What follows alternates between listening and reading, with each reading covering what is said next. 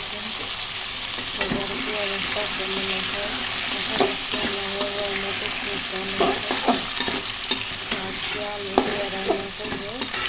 আলুগুলো অনেক পুরানো আলু, সহজে সিদ্ধ হতে চাই না। এরকম করে মশলার সাথে আলুটাও কষে হয়ে যাবে, তারপরে সিদ্ধ হয়ে যাবে।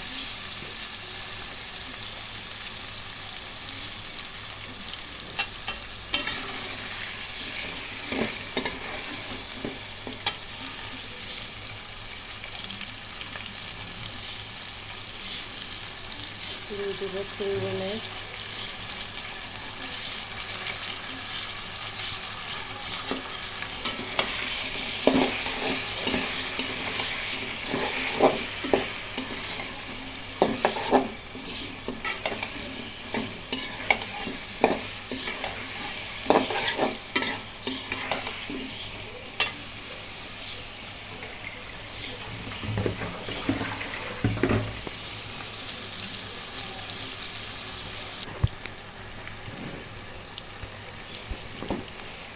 দেখুন হলুদ গুঁড়া, লবণ, হলুদ, মশলার গুঁড়া ভালো করে কষাই নিয়ে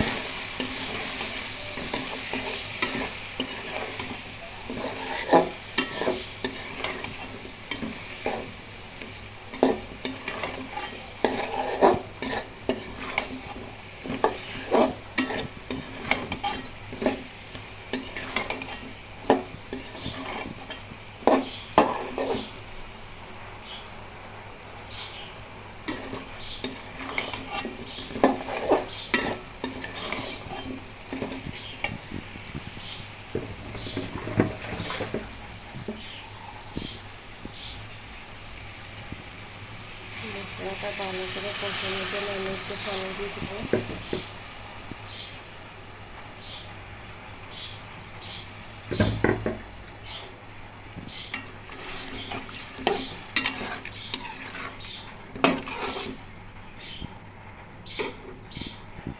এখন আমি এভাবে শাক রান্না করে আপনারা কে কীভাবে রান্না করেন জানাবেন আমাকে।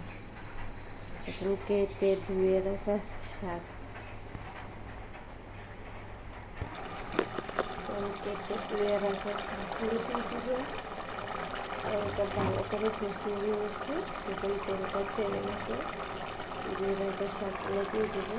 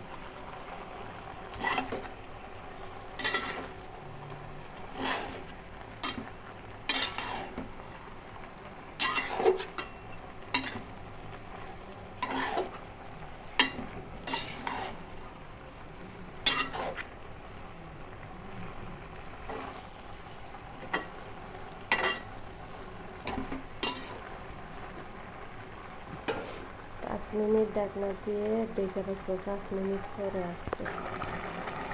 5 মিনিট পর ফিরে আসছে। দেখুন শাকটা ভালো করে, শাক থেকে অনেক পানি বের হয়েছে এবং কষানি হয়ে গেছে। এবার আমি পরিমাণ মতো পানি দিব।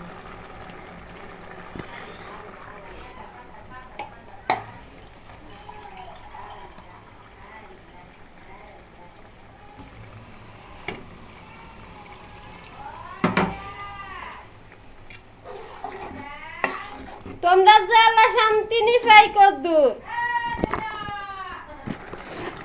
দেখুন শাক রান্না শেষ। কতটা সুন্দর আসছে কালার।